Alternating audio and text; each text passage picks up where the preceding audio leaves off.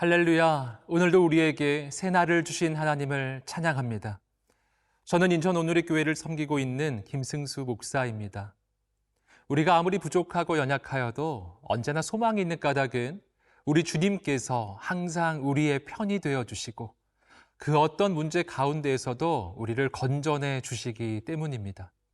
오늘 말씀을 묵상할 때 언제나 우리와 함께 하시며 우리의 편이 되어주시는 살아계신 하나님을 만나게 되시기를 주님의 이름으로 축복합니다. 오늘 하나님께서 주시는 말씀은 사무엘상 19장 1절에서 7절까지의 말씀입니다. 이제 하나님의 말씀 앞으로 나아가겠습니다. 사무엘상 19장 1절에서 7절 말씀입니다. 사울이 그의 아들 요나단과 그의 모든 신하에게 다윗을 죽이라 말하였더니 사울의 아들 요나단이 다윗을 심히 좋아하므로 그가 다윗에게 말하여 이르되 내 아버지 사울이 너를 죽이기를 꾀하시느니라. 그러므로 이제 청하노니 아침에 조심하여 은밀한 곳에 숨어 있으라. 내가 나가서 네가 있는 들에서 내 아버지 곁에 서서 네 일을 내 아버지와 말하다가 무엇을 보면 네게 알려주리라 하고, 요나단이 그의 아버지 사울에게 다윗을 칭찬하여 이르되 원하건대 왕은 신하 다윗에게 범죄하지 마옵소서. 그는 왕께 득죄하지 아니하였고 그가 왕께 행한 일은 심히 선함이니이다. 그가 자기 생명을 아끼지 아니하고 블레셋 사람을 죽였고 여호와께서는 온 이스라엘을 위하여 큰 구원을 이루셨으므로 왕이 이를 보고 기뻐하셨거늘 어찌 까닭 없이 다윗을 죽여 무지한 피를 흘려 범죄하려 하시나이까.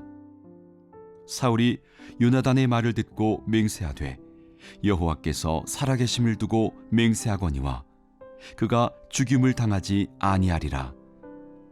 요나단이 다윗을 불러 그 모든 일을 그에게 알리고 요나단이 그를 사울에게로 인도하니 그가 사울 앞에 전과 같이 있었더라. 사울이 여러 가지 계략으로 다윗을 죽이려고 하였지만 그 모든 시도가 다 실패하게 되자 이제는 정식으로 명령을 내리게 됩니다. 1절 말씀입니다. 사울이 그의 아들 요나단과 그의 모든 신하에게 다윗을 죽이라 말하였더니 사울의 아들 요나단이 다윗을 심히 좋아하므로. 사울은 아들 요나단과 모든 신하들에게 다윗을 죽이라고 명령을 내립니다. 이것은 왕의 명령이었기 때문에 그 누구도 거역할 수 없었습니다. 하지만 이러한 위기 가운데 하나님께서는 요나단을 통하여 다윗을 도와주십니다. 2절과 3절 말씀입니다. 그가 다윗에게 말하여 이르되 내 아버지 사울이 너를 죽이기를 꾀하시느니라. 그러므로 이제 청하노니 아침에 조심하여 은밀한 곳에 숨어 있으라. 내가 나가서 내가 있는 들에서 내 아버지 곁에 서서 내 일을 내 아버지와 말하다가 무엇을 보면 내게 알려주리라 하고. 요나단은 다윗에게 사울 왕이 다윗을 죽이려고 한다는 사실을 알려줍니다. 그리고 은밀한 곳에 숨어 있으라고 말해줍니다. 이것은 요나단에게도 큰 용기를 필요로 하는 일이었습니다. 왜냐하면 이렇게 다윗을 도와주는 것은 왕에게 반역하는 것을 의미했기 때문입니다. 그러나 그럼에도 불구하고 요나단은 다윗의 편에 서줍니다. 그리고 아버지 사울에게 다윗을 변호하며 이야기해 주기로 합니다. 그렇다면 요나단은 왜 이렇게 했을까요? 오늘 본문 1절은 그 까닭이 요나단이 다윗을 심히 좋아했기 때문이라고 말합니다. 그렇다면 요나단이 다윗을 좋아했던 까닭은 무엇일까요? 그 까닭은 다윗과 요나단은 하나님을 경외하는 동일한 믿음을 가지고 있었기 때문이었습니다. 그래서 두 사람은 믿음의 동역자로서 서로를 아끼고 사랑했던 것입니다. 그리고 그렇게 서로를 아끼고 좋아하는 마음이 너무나 컸기 때문에 기꺼이 위험을 감수하고 그의 편이 되어준 것이었습니다. 그리고 요나단의 이러한 희생 덕분에 다윗은 절체절명의 위기의 순간에서 살아날 수 있게 된 것이었습니다. 그런데 이러한 요나단의 모습 속에서 우리는 우리 주님의 모습을 발견합니다. 오늘 우리도 죄악으로 인하여 죽을 수밖에 없고 악한 마귀의 공격 앞에서 무너질 수밖에 없는 연약한 존재였습니다. 그러나 주님께서는 그렇게 부족하고 연약한 우리를 사랑해 주셨습니다. 그리고 기꺼이 우리의 편이 되어 주셨습니다. 주님께서 우리의 편에 서 주시는 그 선택은 그냥 말로만 하는 것이 아니라 엄청난 희생이 동반된 것이었습니다. 주님께서는 나를 위해 인간이 되어 이 땅에 오셨고 자신의 목숨을 내어 주셨습니다. 그래서 우리는 오늘 이렇게 구원을 얻었고 악한 마귀와의 전쟁 가운데 승리할 수 있게 된 것입니다. 사랑하는 성도 여러분, 그러므로 그 어떤 대적의 공격 앞에서도 낭망치 않으시기를 주님의 이름으로 축복합니다. 왜냐하면 하나님께서는 언제나 우리의 편이 되어 주시고 우리를 도우시는 분이시기 때문입니다.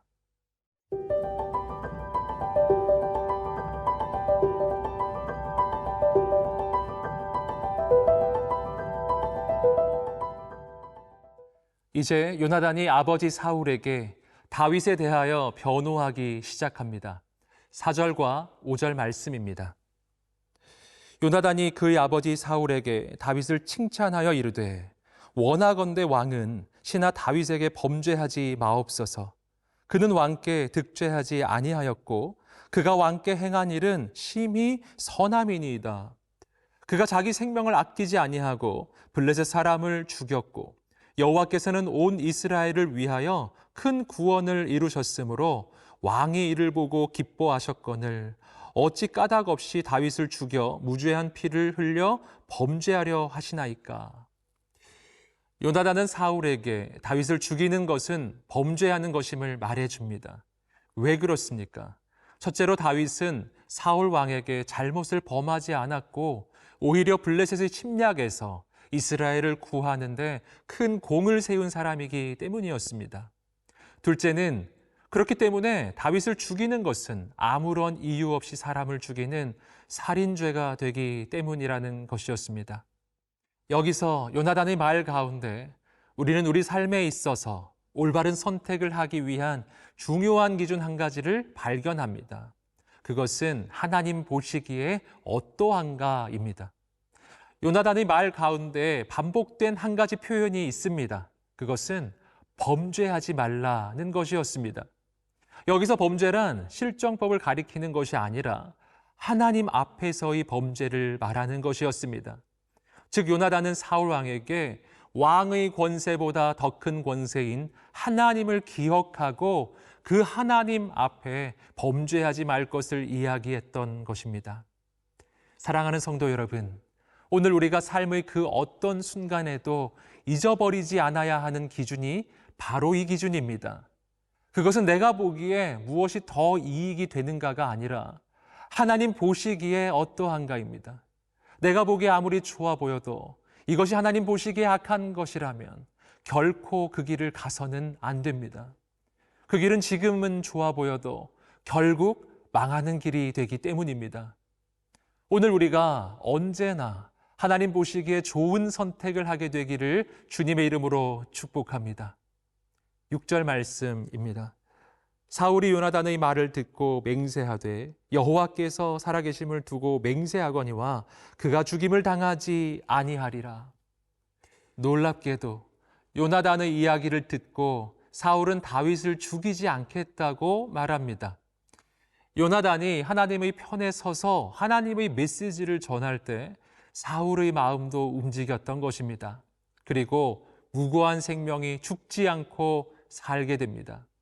여기서 우리는 요나단의 모습 가운데 우리를 향한 주님의 부르심을 발견합니다. 죽어가는 한 영혼을 살리기 위해 기꺼이 희생을 감수하고 하나님의 음성을 전해주었던 요나단처럼 오늘 우리도 거룩한 믿음의 도전을 하게 되기를 주님의 이름으로 축복합니다. 우리가 가는 곳마다 어둠이 떠나가고 한 영혼이 살아나는 놀라운 역사가 나타나게 되기를 주님의 이름으로 축복합니다.